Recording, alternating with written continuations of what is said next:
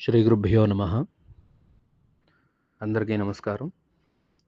ముందుగా తెలుగు సంవత్సరాది ఉగాది శుభాకాంక్షలు తెలియజేస్తూ, ఈ సంవత్సరము శ్రీ విశ్వావసునామ సంవత్సరంగా పిలువబడుతుంది కాబట్టి ఈ విశ్వావసునామ సంవత్సరం మనందరికీ కూడా ఆయురారోగ్యాలను, అష్టైశ్వర్యాలను ప్రసాదించాలని జగతః పితరో వందే పార్వతీ పరమేశ్వరౌ అన్నట్లుగా ఆ పార్వతీ పరమేశ్వరులను మనస్ఫూర్తిగా ప్రార్థన చేస్తూ, ఈ తెలుగు సంవత్సరాది అంటే ఉగాది రోజు మనం చేయవలసినటువంటి కార్యక్రమాలు ఏమిటి, దానికి సంబంధించినటువంటి విషయాలు తెలుసుకునే ప్రయత్నం చేద్దాం. మొట్టమొదటిగా ఈ యుగాన్ని ఈరోజే ప్రారంభించారు కాబట్టి యుగాది అని పిలువబడుతూ దాన్ని ఉగాదిగా మనం చేసుకుంటూ ఉన్నాం.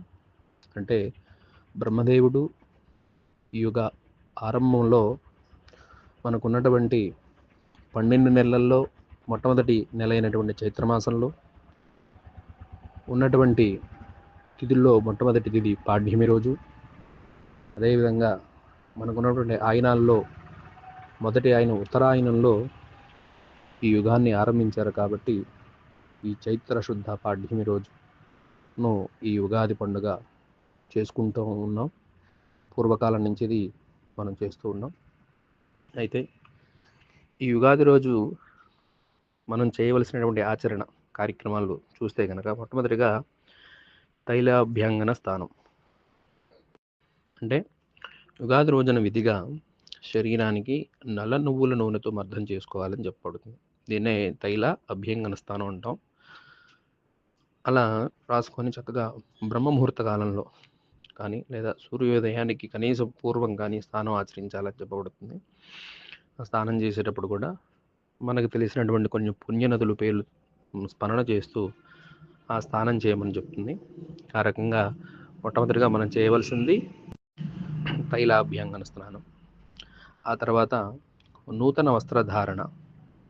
అంటే తప్పకుండా ఈ పండుగ రోజు నూతన వస్త్రాలు కట్టుకోవాలి. కుదరకపోతే కనీసం ఏదైనా ఉతికినటువంటివి తెల్లని వస్త్రాలు కానీ సంప్రదాయబద్ధంగా ఉండేటువంటివి, అంటే షర్ట్లు పాయింట్లు కాకుండా మన సంప్రదాయంలో మనం ఏమైతే వాడుతున్నామో అటువంటి వస్త్రాలు ధరించాలి. తర్వాత నిత్యం మనం చేసేటువంటి దేవతార్చన, మన పూజా కార్యక్రమాలు. ఇకపోతే బ్రహ్మస్తుతి, అంటే బ్రహ్మను కూడా ఈరోజు స్తుతించాలట. నమో బ్రహ్మణే తుభ్యం కామాయ చ మహాత్మనే నమస్తేస్తు నిమేషాయ త్రుడయే చ మహాత్మనే. ఇట్లా చక్కగా మనకు తెలిసినటువంటి ఏవైనా శ్లోకాలు కనుక తెలిస్తే చక్కగా బ్రహ్మగారిని స్తుతించడం. అదేవిధంగా పంచాంగ శ్రవణం, అంటే పంచాంగాన్ని కూడా చక్కగా పూజ చేసుకొని పంచాంగ శ్రవణం చేయాలి. ఆ తర్వాత దానికన్నా ముందుగా నింబ కుసుమ భక్షణం, అంటే ఉగాది పచ్చడి. మనకి ఉగాది అంటేనే గుర్తొచ్చేది ఉగాది పచ్చడి.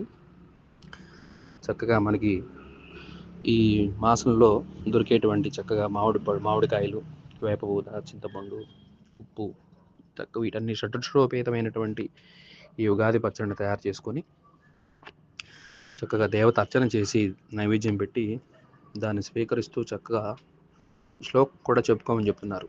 అంటే శతాయు వజ్రదేహాయ సర్వసంపత్కరాయ చ సర్వారిష్ట వినాశాయ నింబక దళ భక్షణం అంటూ దాన్ని కూడా సేవించాలి.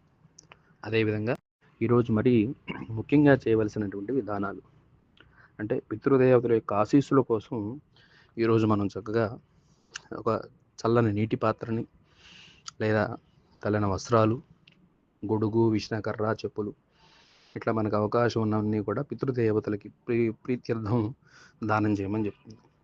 అదేవిధంగా ఇక ఆ రోజు సాయంత్రం తప్పకుండా దేవాలయానికి వెళ్ళాలి. ప్రతి దేవాలయంలో పంచాంగ శ్రవణం అనేది జరుగుతుంది. ఆ సంవత్సరం మన యొక్క రాశి ఫలితాలు, మనం ఈ సంవత్సరం ఏం చేస్తే బాగుంటుంది, ఎలా ఉండబోతుంది అనే విషయాలు తప్పకుండా తెలుసుకునే ప్రయత్నం చేయాలి.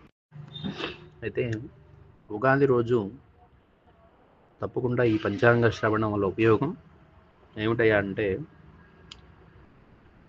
తిథివార నక్షత్ర యోగ కరణాలతో కూడినటువంటి ఈ పంచాంగం ఎంతో ఆధ్యాత్మికంగా ప్రయోజనం ఉంటుంది. ఎందుకంటే తిథైశ్చ శ్రియమాప్నోతి వారాదాయుష్యవర్ధనం నక్షత్రాత్ హరతే పాపం యోగా ద్రోగ నివారణం అని చక్కగా శ్లోకం తెలియజేస్తుంది. అంటే తిథి వలన సంపద, వారం వలన ఆయుష్యు, నక్షత్రం వలన పాప పరిహారం జరుగుతుందని, అదేవిధంగా యోగం వలన రోగ నివారణ, కరణం వలన కార్యానుకూలత కలుగుతాయనేటువంటిది దీని అర్థం. అదేవిధంగా నవగ్రహాలను ధ్యానించడం వల్ల సర్వశుభాలు ఫలితాలు కలుగుతాయని, రానున్న సంవత్సరంలో మనకి ఏ గ్రహాలు ఎలా ఉండబోతున్నాయి, ఎవరెవరు ఆధిపత్యాలు చేస్తున్నారు, ఆయా గ్రహాల యొక్క తేజస్సు ఏ విధంగా ఉండబోతుంది అనే విషయాలన్నీ కూడా ఈ పంచాంగ శ్రవణం ద్వారా మనం తెలుసుకోవచ్చు. పోతే పంచాంగ తిథి వార నక్షత్ర యోగ కరణాలను బట్టి ఆయా తిథి వారాలను బట్టి కలిగేటువంటి శుభ సమయాలు వివరిస్తుంది.